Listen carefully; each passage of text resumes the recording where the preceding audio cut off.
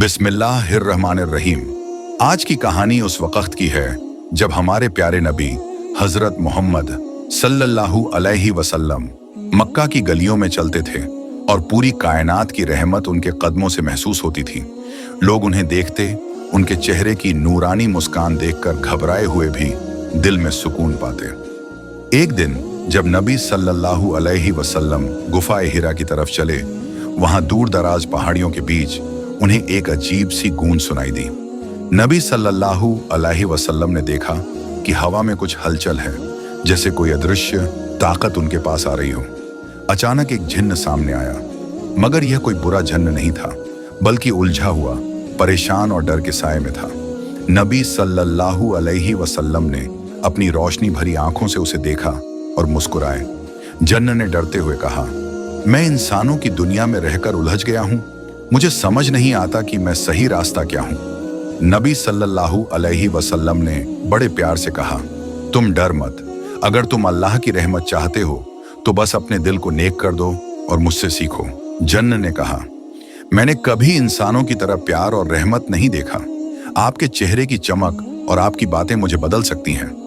तब नबी सल्लल्लाहु अलैहि वसल्लम ने उसे अपने साथ बैठाया और धीरे धीरे इंसानों और अल्लाह के बीच के नूर की बातें बताईं। उन्होंने बताया कि इंसान भी कभी गलत रास्ते पर जा सकता है, लेकिन सच्चाई, सब्र और अल्लाह की इबादत हमेशा उन्हें सही राह दिखाती है। जिन्न ने नबी सल्लल्लाहु अलैहि वसल्लम की हर बात ध्यान से सुनी। उसने महसूस किया कि इंसान और जन्न दोनों ही अल्लाह की रहमत के हकदार हैं, बस इंसानियत में सुधार और तौबा की जरूरत होती है।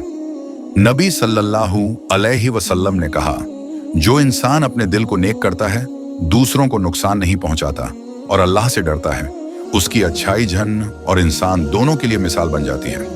फिर नबी सल्लल्लाहु अलैहि वसल्लम ने जन्न को बताया कि कुरान की तिलावत, नमाज और दुआ सिर्फ इंसानों के लिए नहीं, बल्कि सभी रहमत पाने वालों के लिए है। जन्न ने आंखें नम कर लीं और कहा, मैं भी अल्लाह के लिए रहमत बनना चाहता हूँ, मुझे इंसानों की तरह अच्छाई सिखाओ।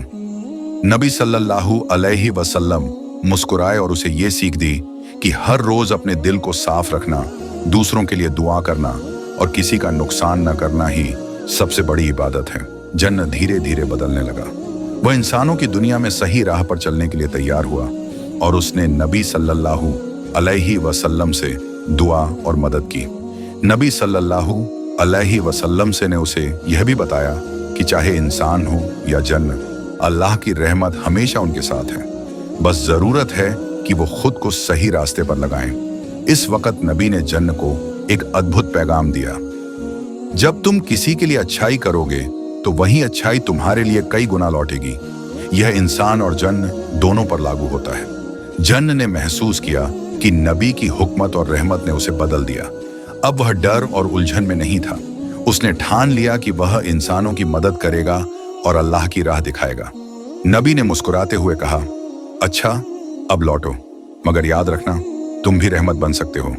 जन्न गया और उसके जाने के बाद नबी ने अकेले गुफा की ओर देखते हुए दुआ की, ऐ अल्लाह, तू ही हमारे दिलों को नेक रख और हमारे साथ हर जीवित प्राणी के लिए रहमत भेज।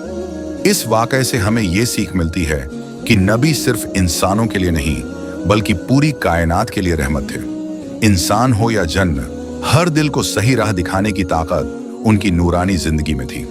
जब हम दूसरों के लिए अच्छाई करते हैं, माफ करते हैं और रहमत फैलाते हैं, तो वही नबी सल्लल्लाहु अलैहि वसल्लम की राह पर चलना है।